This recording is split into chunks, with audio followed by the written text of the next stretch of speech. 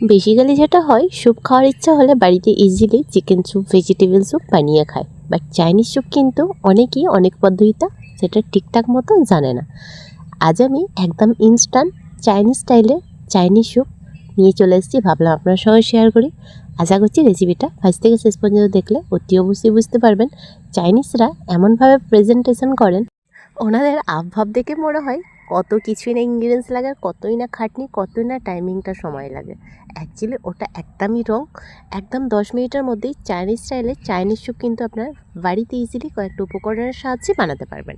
আচ্ছা, এখানে আমি বনলেস চিকেন নিয়েছি, গাজর নিয়েছি, ব্ল্যাক পেপার আস্ত নিয়েছি, পেঁয়াজ নিয়েছি, আর কয়েকটা আদা স্লাইস নিয়েছি। তারপরেই হচ্ছে ওই হাফ লিটারের কাছাকাছি পানি অ্যাড করছি। আচ্ছা, চিকেনের পরিমাণটা ওই 200 গ্রামের কাছাকাছি ছিল। তারপরেই হচ্ছে সল্ট অ্যাড করে দিলাম পরিমাণ মতো। মানে সল্টটা কিন্তু অতি অবশ্যই টেস্ট ওপরে ডিপেন্ড করছে। তো এখানে আমি 1 গ্লাস পরিমাণে পানি অ্যাড করলাম। তারপরে দেখলাম অনেকটাই কম, যেহেতু ইনগ্রিডিয়েন্টসটা মানে চিকেন, পেঁয়াজ, গাজরটা উপকরণটা একটু বেশি আছে, সেক্ষেত্রে পানিটা হাফ লিটারের কাছাকাছি লেগেছিল। তারপরেই হচ্ছে ঢাকা অফ করে লো টু মিডিয়াম ফ্লেমে আপনাদের 10 মিনিটের কাছাকাছি এটাকে বয়েল হতে দিতে হবে।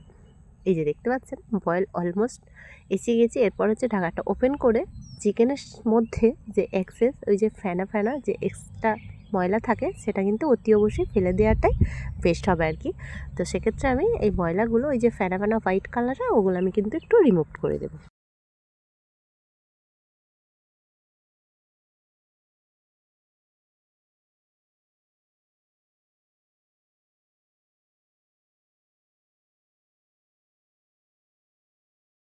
আচ্ছা, ময়লাগুলো ফেলার পর আবারও ঢাকা অফ করে দিলাম প্রায় আপনাদের 10 মিনিটের কাছাকাছি। যেহেতু গাজর, পেঁয়াজ এবং চিকেনটা বয়েল হতে একটু সময় লাগে, সেক্ষেত্রে অলমোস্ট আমার সিদ্ধ হয়ে গেছে। এরপর হচ্ছে গাজর, পেঁয়াজ আর যাবতীয় ইনগ্রিডিয়েন্টস যেগুলো অ্যাড করেছিলাম, সল্ট এবং পানিটা বাকি ছাড়া সবটাই কিন্তু প্লেটের মধ্যে উঠিয়ে নেব।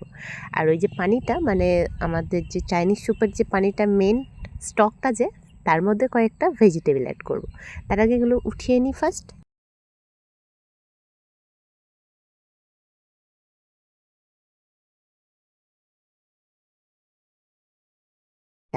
এই যে স্টকের মধ্যে গাজর এবং ক্যাপসিকাম একদম ছোট ছোট করে কাটিং করে রেখেছিলাম। চাইনিজরা কিন্তু এইভাবেই কিন্তু চাইনিজ স্যুপ বানায়, ঠিক আছে। আচ্ছা, তারপরে হচ্ছে এর মধ্যে অ্যাড করছি কোনো রকম আর ভেজিটেবল লাগছে না, গাজর এবং ক্যাপসিকামটাই লাগছে। তারপরে হচ্ছে একটু মিশিয়ে নেবো এর মধ্যে। চাইনিজ স্যুপের বেস্ট পার্ট হচ্ছে স্যুপের কালারটা কিন্তু ব্ল্যাক হয়, এই কারণেই এখানে কিন্তু 2 teaspoon of dark soy sauce add করলাম। তারপরেই হচ্ছে 2 teaspoon of green chilli sauce add করলাম। আমার হাতের কাছে রেড চিলি সস ছিল না, সেক্ষেত্রে আমি গ্রিন চিলি সসটা অ্যাড করলাম। আপনারা যে যেটা পছন্দ করবেন নেবেন। তারপরেই হচ্ছে একটু ভালো করে মেশাবো। আচ্ছা, তারপরে হচ্ছে ওই 1 টিস্পুন আবার একটু বেশি ভিনিগার, হোয়াইট ভিনিগারটা অ্যাড করলাম।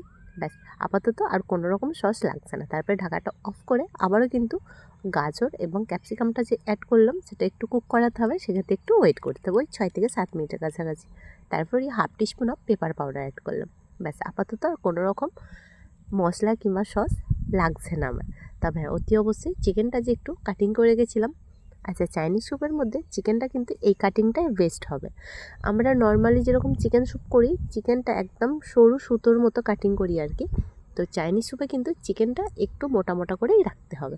তারপরে হচ্ছে 2 টিস্পুন অফ কর্নফ্লাওয়ার একটা পানির মধ্যে গুলে রেখেছিলাম, এর মধ্যে অ্যাড করলাম। অনেকেই স্যুপটা কিন্তু একটু গাঢ় ভাব, ঘনত্ব ভাব পছন্দ করে। চাইনিজ স্যুপ তো এমনি ঘনত্বই ভাবই হয়, আপনারা চাইলে ওটাকে স্কিপ করতে পারেন। তারপরে হচ্ছে একটু মিশিয়ে নিলাম। আচ্ছা, কর্নফ্লাওয়ারটা অ্যাড করার পর দেখতেই পাচ্ছেন স্যুপটা বেশ একটু গাঢ় ভাব চলে এসেছে। ব্যাস, চাইনিজ স্যুপটা কিন্তু আমাদের অলমোস্ট শেষের পথে। তারপরে হচ্ছে একটা ডিমটা খুব ভালোভাবে ফাটিয়ে নিয়ে এর মধ্যে অ্যাড করে দিলাম। দেখে নিশ্চয়ই বুঝতে পারছেন এই নাজারাটা, এই লুকটা কিন্তু সিরিয়াসলি বলছি, রেস্টুরেন্টে দামি স্যুপ খাওয়ার জন্য যে অনেক টাকা ব্যয় করেন, আশা করছি আর ব্যয় করার প্রয়োজন নয়। বাড়ি থাকা কয়েকটা উপকরণ দিয়ে কিন্তু আপনারা চাইনিজ স্যুপ ইজিলি বানাতে পারবেন। চাইনিজ স্যুপটা কিন্তু বেশ ইয়ামি ছিল, একবার ট্রাই করে দেখতে পারেন। সত্যি কথা বলতে চাইনিজ স্যুপটা এতটাই টেস্টি ছিল, আমাদের বাসার পরিবার তো বলছে নর্মাল স্যুপ আর খাওয়ার দরকার নেই, যখনই ইচ্ছা হবে এই চাইনিজ স্যুপটাই বানাবি। আমি বললাম আমার রেসিপিটা দেখিয়ে নিও, বারবার কিন্তু আমি বানাতে পারবো না। তাই তো নাকি? অতি অবশ্যই আমার রেসিপিটা ফার্স্ট থেকে শেষ পর্যন্ত দেখে নিশ্চয়ই বুঝতে পারলেন চাইনিজ স্যুপ বানানো কতটাই না কুইকলি বানানো যায়। তাহলে আমার চ্যানেলে এখনও যারা নতুন আছেন অতি অবশ্যই সাবস্ক্রাইব করতে ভুলবেন না, যারা অলমোস্ট আছেন ভালোবাসা দিতে ভুলবেন না। বাই দ্য ওয়ে, আপনারা দেখছিলেন ইউনিক কিচেন রেসিপি চ্যানেল। আজকের রেসিপি ছিল চাইনিজ স্যুপ। আবারও দেখা হবে নেক্সট রেসিপির সাথে।